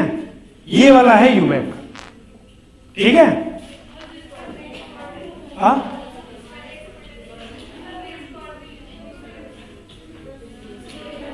अरे छोड़ो यार, हटाओ इसको, ये पूजा भी नहीं आएगा, ये जान लो। ये माउंटेन है, ये इंसुलेशन आया, ठीक है। तो ये वाला जो साइड है ये आपका सन फेसिंग साइड है, यहां पर इंसुलेशन बिल्कुल सीधा गिर रहा है। अब ये यूबेक का एड्रेस है, इसको छोड़ो, ठीक है। और जो यही वाला साइड है अगर विंड इससे जाकर डायरेक्ट टकराए तो ये आपका विंडवर्ड हो जाएगा, विंडवर्ड साइड। विंड के सामने पड़ रहा है ना, तो ये आपका विंडवर्ड हो जाएगा। ये जो है ये आपका लीवर्ड हो जाएगा अगर विंड के टर्म्स में हम बात करेंगे। और सन साउथ फेसिंग साइड हो जाएगा, ठीक है। यहां पर जो एयर होगी वो ड्राई होगी, ध्यान रखना। अभी हम लोग बात करेंगे, क्योंकि एयर यहां से चढ़ती है। एयर जब चढ़ती है तो कंडेंसेशन वो करेगी अगर उसमें आर्द्रता है, ठीक है, तो वो संघनन करेगी। इसीलिए कहा जाता है कि जो विंडवर्ड साइड है वहां पर क्लाउड फॉर्मेशन होता है और वहां पर रेनफॉल होती है। लीवर्ड साइड में रेनफॉल नहीं होती है। मॉनसून विंड रेनफॉल कैसे करती है? जो हमारे यहाँ मॉनसून आती है, क्योंकि वो विंडवर्ड साइड में चढ़ती है माउंटेन्स के, है ना। इसीलिए केरला में बहुत सारा रेनफॉल करा देती है। मेघालय में आप चले जाओ तो वहां पर जो माउंटेन्स हैं उन पर जब हिमालय से चढ़ेंगी तो वहां पर वो कंडेंसेशन करके बहुत सारा रेनफॉल कहां कराएंगी? गंगा के मैदान, है ना। तो ये है, वो भूल जाओ, वो हमको भी कंफ्यूज ही कर दी तुम लोग। अब जाके देखना पड़ेगा एड्रेस है कि यूएक है, ठीक है। अच्छा, थोड़ा डिस्कशन प्रेशर पे करते हैं, ये इंपॉर्टेंट है। दाब,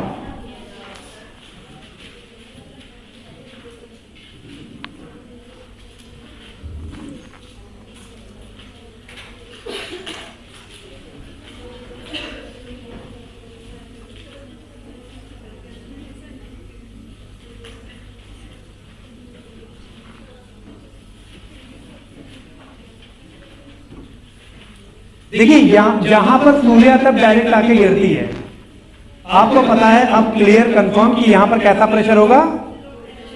लो प्रेशर होगा। जब लो प्रेशर होता है तो उससे जस्ट पहले क्या हुआ होगा? एयर ऊपर उठी होगी, है ना। तो ऊपर क्या हो जाएगा? High pressure. अब एक ये वाला फिगर नहीं, आप एक और फिगर बनाइएगा, एक ही फिगर में आपको प्रेशर का कॉन्सेप्ट समझ में आ जाएगा। एक लाइन खींचिए, ठीक है। मैंने कहा कि ये पॉइंट ए है और ये पॉइंट बी है। यहां पर इंसुलेशन आकर के गिरी, इंसुलेशन गिरी या सूर्य तप आया तो यहां से एयर ऊपर गई, तो यहां पर कैसा प्रेशर बना? यहां पर कैसा आएगा? ये जो लो प्रेशर है ये एज इट इज नहीं रहेगा। क्यों? क्योंकि इसके जस्ट बगल में अगर कहीं पर हाई प्रेशर है तो वो इधर की तरफ अट्रैक्ट होगा, है ना। उसी तरह ये जो हाई प्रेशर है ये यहां पर इतने कॉम्पैक्शन के साथ नहीं रहेगा, जहां इसको रिलैक्सेशन मिलेगा वो उधर की तरफ चला जाएगा। तो अगर साइड में कहीं लो प्रेशर है तो ये इस तरफ आ जाएगा, ठीक है। उसके बाद अब यहां पर अगर हाई प्रेशर है और यहां लो प्रेशर है तो आप बता दो कि विंड किधर से किधर जाएगी या एयर किधर से किधर जाएगा? ऐसे ऐसे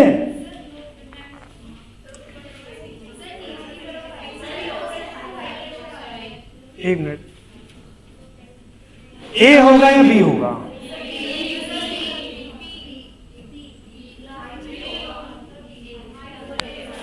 जो लोग ए बता रहे हैं ये जान लो एक्सप्लेन करना पड़ेगा कि क्यों ए होगा, और जो बी बता रहे हैं उनको एक्सप्लेन करना पड़ेगा क्यों बी होगा।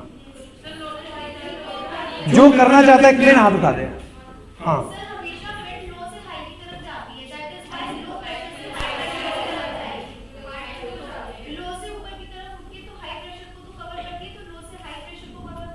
नहीं, विंड हमेशा किधर से किधर जाएगी? High to low. जहां पर एयर ज्यादा होगी वहां से कम की जगह जाएगी ना, यहां पर कम होगी तो हाई से लो जाती है। इस फिगर में कौन सा एरो सही होगा? ये वाला करेक्ट होगा। और कोई बताना चाहेगा? हाँ, बी, वेरी गुड। और क्यों होगा बी?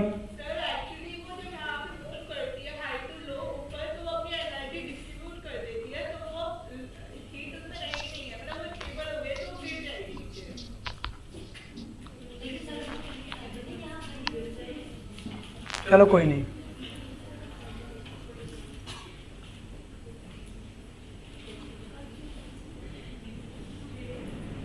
ये एक प्रेशर है 996 मिलीबार का, ठीक है। कुछ पूछना है क्या? ये 996 मिलीबार का एक प्रेशर है, ये लो है या हाई है?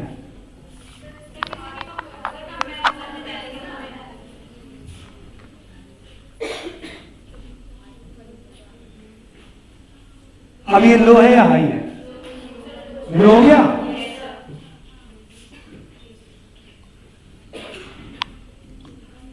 मतलब एक चीज क्लियर हो गई कि जो प्रेशर है, जो दाब है, वो किसी और पॉइंट के प्रेशर या दाब के कंपैरिजन में लो या हाई होता है ना। अकेले तो हम कह ही नहीं सकते कि ये लो है या हाई है। इसके बगल में ये आ जाए तो ये हाई हो जाएगा, है कि नहीं है? इसके बगल में ये आ जाए तो ये लो हो जाएगा, ये हाई हो जाएगा। ठीक है।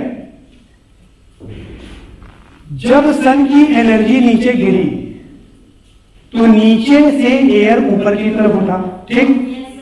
जब एयर नीचे से ऊपर जाएगा तो यहां बनाएगा वो लो प्रेशर। ध्यान रखिएगा अब मैं जो बोल रहा हूं, एयर यहां पर बनाया लो प्रेशर। क्यों? क्योंकि यहां की हवा ऊपर चली गई। ऊपर की हवा जाके कैसा प्रेशर बनाई? High pressure. लो प्रेशर से हाई प्रेशर की तरफ आप एरो बना दिए हो, सही है कि गलत है? हवा तो हाई टू लो चलती है ना, ये एरो गलत है कि सही है?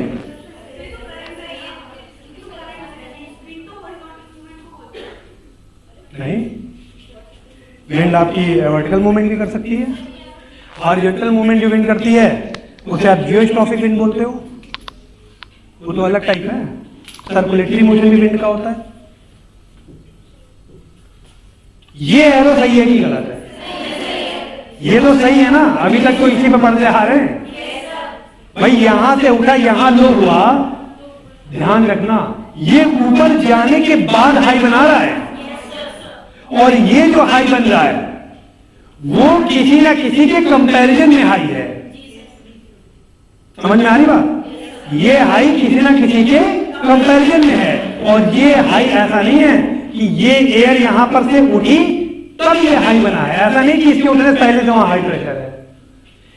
मतलब एक पॉइंट और निकल के आया कि एयर जहां से स्थान छोड़ती है वहां होता है लो प्रेशर। क्यों? क्योंकि उस जगह को एयर ने छोड़ दिया, और जहां पर एयर पहुंचती है वहां पर होगा हाई प्रेशर। अब एरो से कोई लेना देना नहीं। क्लियर है कि एयर जिस जगह को छोड़ती है उस जगह पर होगा लो प्रेशर, और जिस जगह पर जाकर पहुंचेगी तो वहां क्या बनाएगी? हाई प्रेशर बनाएगी। अब यहां से किसने जगह छोड़ी तो यहां बनाया हाई प्रेशर।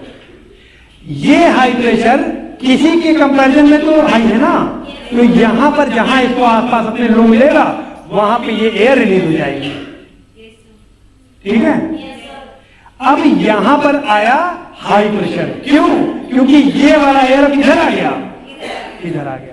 तो पहले तो लो था, लेकिन अब ये क्या हो जाएगा? High pressure. अब ये हाई प्रेशर किसी ना किसी के कंपैरिजन में तो हाई है, तो ये इसके कंपैरिजन में ये हाई है, इसके कंपैरिजन में ये हाई था, लेकिन इसके कंपैरिजन में ये लो है। ध्यान रखना, प्रेशर में पूरा खेल कंपैरिजन का होता है कि आप कंपेयर किससे कर रहे हो। अब जैसे ही ये हाई होगा और ये लो होगा तो एयर तो हाई टू लो ही चलेगी ना, तो ये एयर नीचे आके गिरेगी, और गिरने के बाद जब एयर गिर जाएगी तो यहां कैसा प्रेशर हो जाएगा? High pressure. ये सिचुएशन कहां देखने को मिलती है? नॉर्थ पोल और साउथ पोल पे, ध्रुवों पे। जो पोलर वोर्टेक्स हम लोग पढ़ते हैं, पोलर वोर्टेक्स जब हम लोग पढ़े रहते हैं, फोटोकेमिकल स्मॉग, है ना। देखिए क्वेरीज आती बहुत सारी, मैं कहता हूं कि इधर ज्यादा नहीं भागना चाहिए, धीरे धीरे चलो समझ में आएगा। तो एक बच्चे ने मुझसे पूछा था आपकी क्लास में, जब हम लोग फोटोकेमिकल स्मॉग पढ़ रहे थे और ओजोन डिप्लीशन पढ़ रहे थे, तो एक क्वेरी है कि सर ओजोन डिप्लीशन मैक्सिमम कहां पर होता है। अब वो जानना चाह रहा था अंटार्कटिका और आर्कटिक वाली बात, लेकिन वो तब बताना निरर्थक होता क्योंकि आपको ये पता ही नहीं था।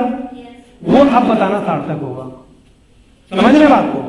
क्योंकि अंटार्कटिका पर जो ओजोन डिप्लीशन होता है, जो ओजोन परत का क्षय होता है, वो क्यों होता है? Due to polar stratospheric clouds. और ये जो पोलर स्ट्रेटोस्फेरिक क्लाउड्स होते हैं, मतलब ध्रुवीय समताप मंडल का जो क्लाउड होता है, बादल होता है, वो बनता है ड्यू टू पोलर वोर्टेक्स। और पोलर वोर्टेक्स में ये कॉन्सेप्ट आता है कि नीचे गिर करके वो हाई प्रेशर बनाता है। क्लियर है? अभी बताते हैं कैसे। एक एक चीज लिंक्ड है ना, भागना कहीं नहीं, धीरे धीरे करेंगे हम लोग। अब ये तो कहानी समझ में आ गई प्रेशर की।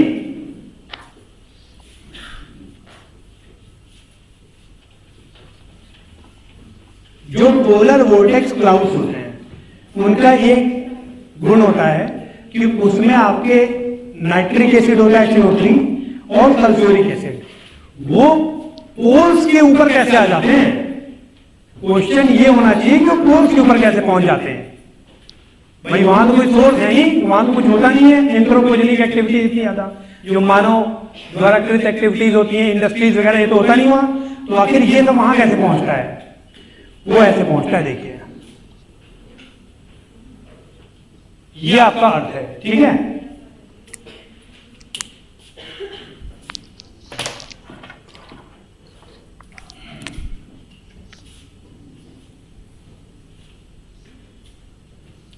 ये अर्थ है।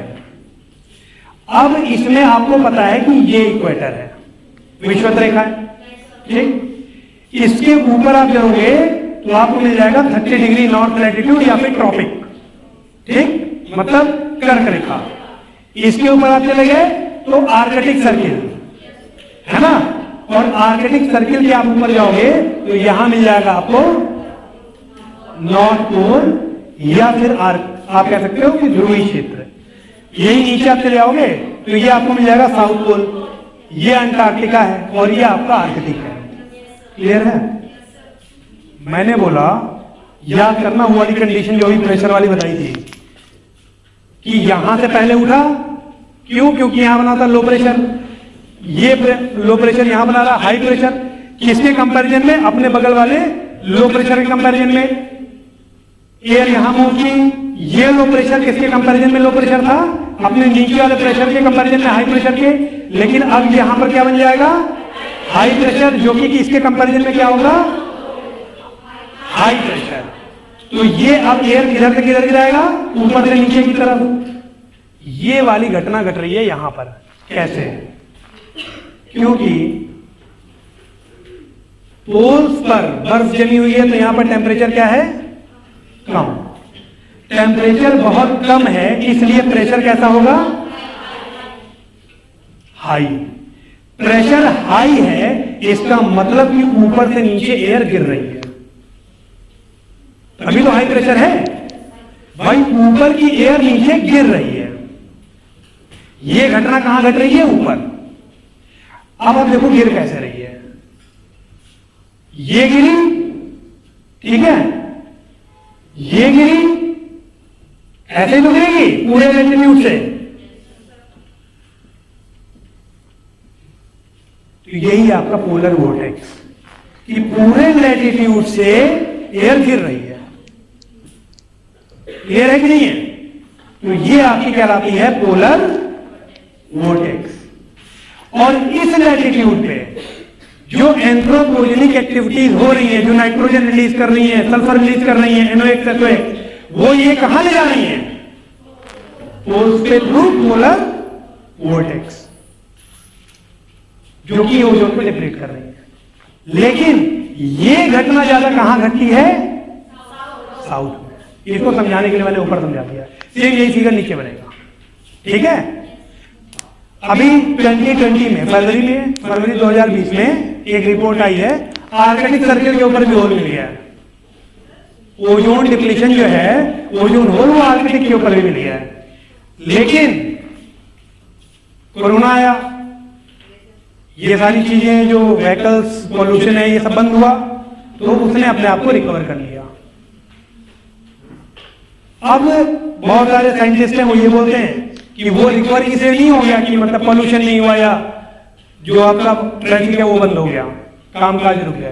वो कहते हैं कि ये जो पोलर वोर्टेक्स है इसमें कुछ चेंजेस हुए हैं, उस कारण से वो अपने आप को उसने रिकवर किया। अब क्लियर है। अगर पूछा जाए कि ओजोन होल डिप्लीशन जो है ये मैक्सिमम कहां पर एक्टिव है, तो कहां पर है, अंटार्कटिका पर।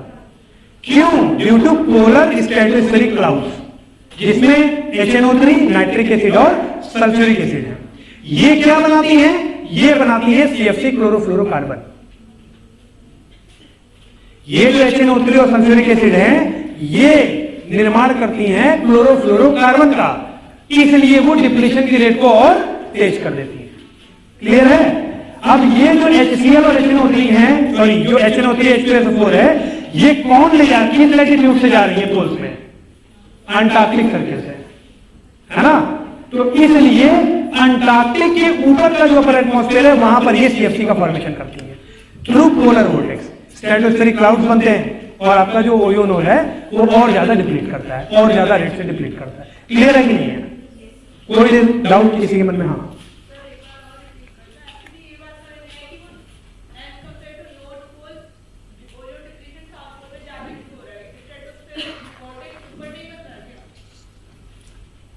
सबसे ज्यादा काम कंडीशन आपको मिलेगा सदर्न हेमिस्फीयर में।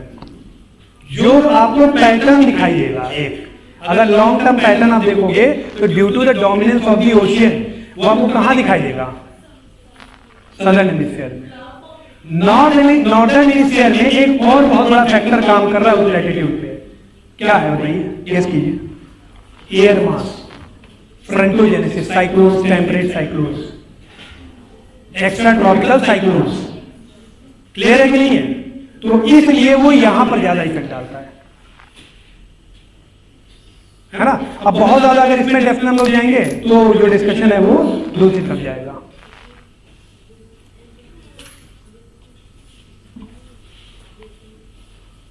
अब ये तो कंफर्म हो गया कि आपको पोलर वोर्टेक्स समझ में आ गया क्या होता है और पोल्स पर हाई प्रेशर क्यों होता है, ये इतना समझ में आ गया।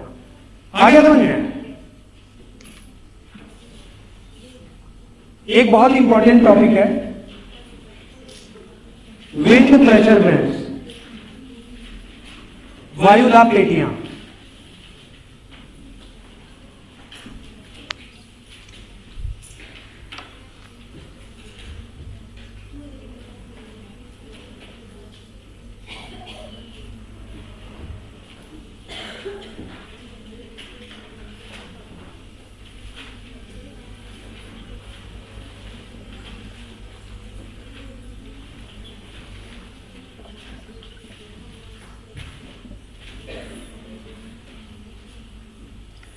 जो विंड प्रेशर बेल्ट्स हैं ये आपकी दो तरह की होती हैं। जो वायुदाब पेटियां हैं ये आपकी तापीय भी होती है, थर्मल, और ये डायनेमिक भी होती है, गतिमान। ठीक है, हिंदी वाले लिखते चलना। थर्मल मतलब तापीय और डायनेमिक मतलब गतिमान। हाँ, क्या हो गया?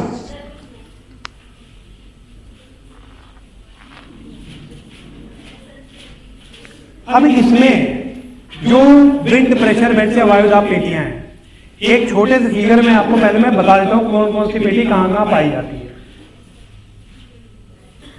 ये अर्थ है विषुवत रेखा, और यहां पर मिलती है आपकी इक्वेटोरियल लो प्रेशर बेल्ट, विषुवतीय निम्न दाब पेटी। लिखते जाइए, हिंदी वाले लिखते जाइए। इसके ऊपर का जो लैटिट्यूड है वो है ट्रॉपिक, जिसको हम लोग बोलते हैं सब ट्रॉपिकल हाई प्रेशर बेल्ट। उपोष्ण बोलेंगे ना, उच्च दाब पेटी। ठीक है, इसके बाद इसके जस्ट ऊपर वाला जो लैटिट्यूड है मतलब 60 डिग्री नॉर्थ, ये लिख देता हूं 0 डिग्री, 30 डिग्री, 60 डिग्री नॉर्थ। ये है आपका सब पोलर लो प्रेशर बेल्ट, उपध्रुवीय निम्न दाब पेटी। उपध्रुवीय निम्न दाब पेटी, और इसके ऊपर है आपका नॉर्थ पोल, जो कि आपका है एक ध्रुवीय उच्च दाब पेटी या फिर पोलर हाई प्रेशर बेल्ट।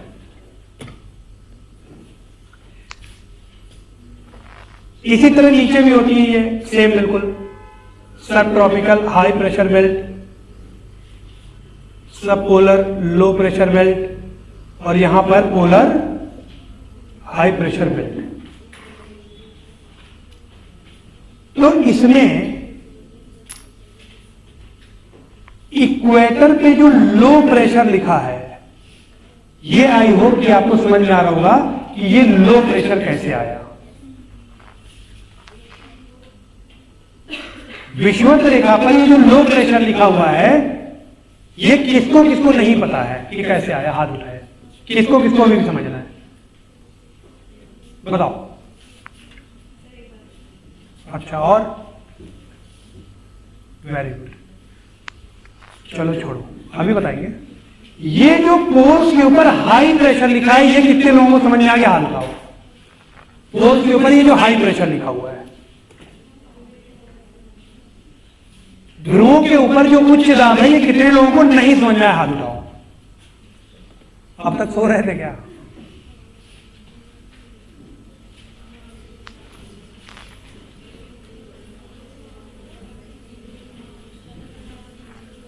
आप लोग एक्टिवली नहीं बैठते हो क्या?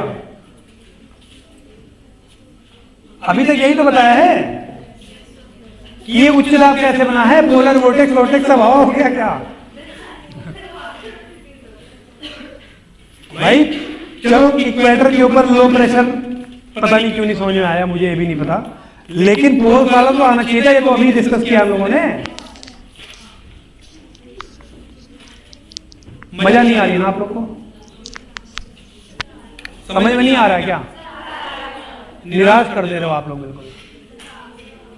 समझ में नहीं आ रहा है? सीरियसली बताओ, ऑनेस्टली बताओ क्या आ रहा है कि नहीं आ रहा है?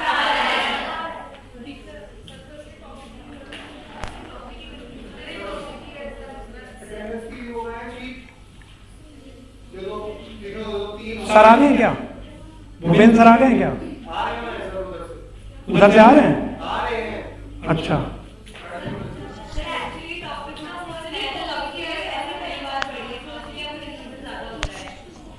चलो सर जब तक नहीं आते तब तक पहले से फिर से बताता हूं कि ये लो हाई प्रेशर कैसे बना, ठीक है? एक सिंपल सी बात समझ लो कि यहां पर बर्फ जमी हुई है, सबको पता है, ध्रुवों पर बर्फ जमी हुई है। यहां पर टेम्परेचर कैसा है? बर्फ जमी हुई तो लो टेम्परेचर होगा ना। यहां पर टेम्परेचर अगर लो है, सरफेस के ऊपर बर्फ जमी हुई है, तो प्रेशर कैसा होगा? आप समझ में आया कि हाई प्रेशर कैसे आया? यहां पे हाई प्रेशर है, इसका मतलब कि कहीं से आकर के हवा यहां पर गिर ही तो रही है, तभी तो सरफेस पे हाई प्रेशर बना रही है। इक्वेटर के ऊपर तापमान कैसा है in comparison to other latitudes? High, 2 बार सन पोलर ऐड हो रहा है, तो यहां पर अगर टेम्परेचर बहुत ज्यादा है तो प्रेशर कैसा होगा? मतलब ये बात कंसर्न है कि ये जो पोल का हाई प्रेशर है और ये जो टेम्परेचर का लो प्रेशर है, ये लो या हाई क्यों हो रहा है? Due to temperature. इसीलिए ये दोनों बेल्ट जो होते हैं उन्हें थर्मल कहा जाता है। ये हाई या लो होते हैं ड्यू टू द टेम्परेचर, इसलिए इन दोनों पेटियों को तापीय पेटी कहा जाता है। ये क्लियर हो गया इतना? इसके अलावा जो 2 पेटियां 4 पेटियां आपकी बच रही हैं, इनको बोला जाता है डायनामिक, गतिमान। इतनी बात क्लियर है? ये जो चारों हैं इनको बोलेंगे गतिमान, और ये जो इक्वेटर पोल वाला है इसको बोलते हैं तापी या थर्मल। क्यों बोलते हैं तापी थर्मल? क्योंकि ये पेटियां हैं इसलिए, क्योंकि वहां टेम्परेचर है, कहीं पर ज्यादा और कहीं पर कम है, ठीक है? चलो इतने अभी रोक देते हैं वरना फिर मिक्स हो जाएगा। तो अब थर्मल और जो आपका डायनेमिक है, ये तो डिवीजन समझ में आ गया। अब डिस्कशन कल करेंगे कि विंड कैसे मूव करती है।